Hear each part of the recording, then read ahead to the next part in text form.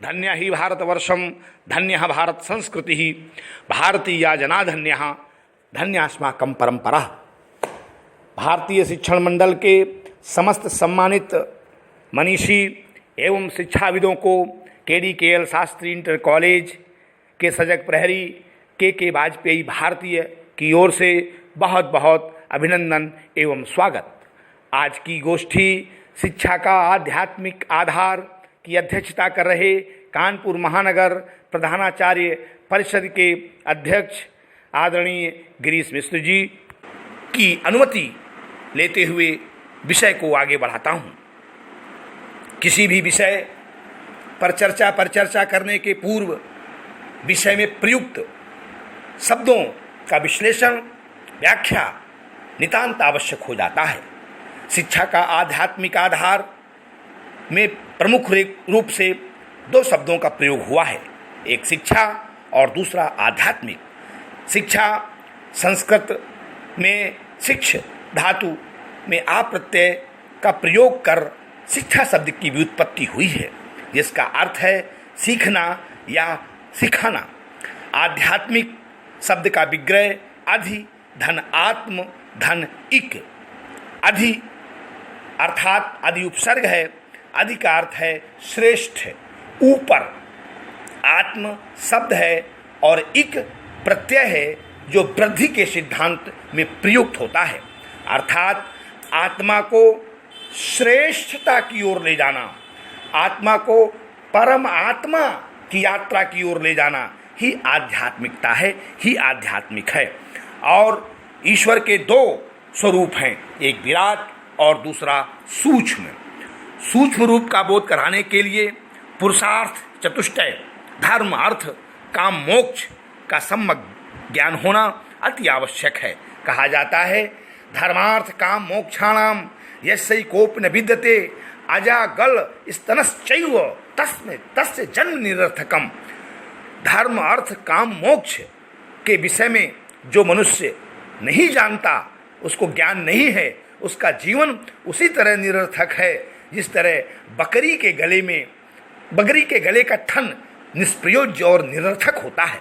उसी तरह से उस मनुष्य का जीवन निरर्थक और निष्प्रयोज्य है जिसे धर्म अर्थ काम एवं मोक्ष के बारे में सम्यक ज्ञान नहीं है। पुरुषार्थ चतुष्टय सिद्धि के योग्य बनाना ही शिक्षा का उद्देश्य है।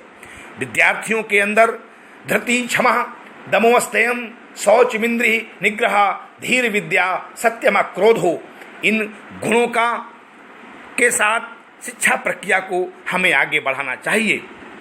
इमारत की अस्ति नास्ति उसकी बुनियाद पर निर्भर है।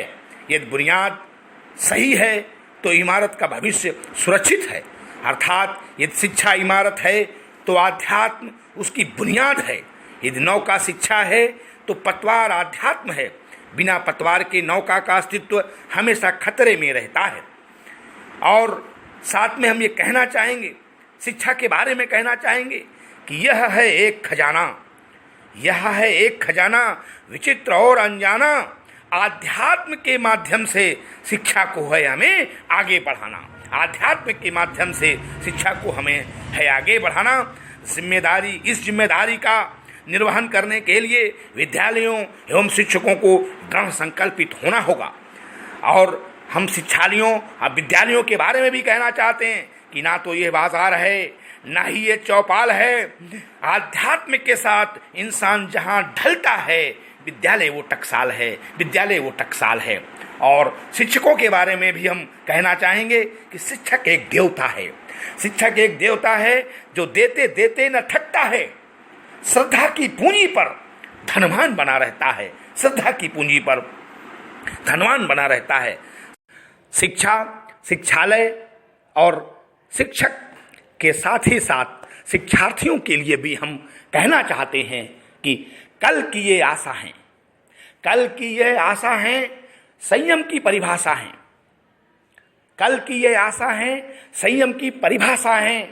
छात्र केवल वही है जिसमें भरी आध्यात्मिक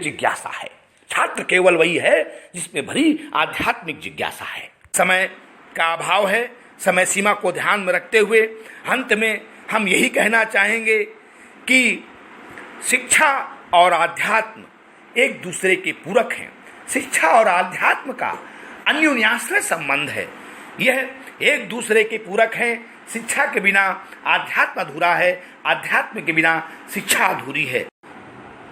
अंत में भारतीय शिक्षण मंडल द्वारा निर्धारित विषय शिक्षा का आध्यात्मिक आधार का चयन करने के लिए हम हृदय की गहराइयों से चयन मंडल का भी धन्यवाद देना चाहते हैं। बहुत बहुत धन्यवाद।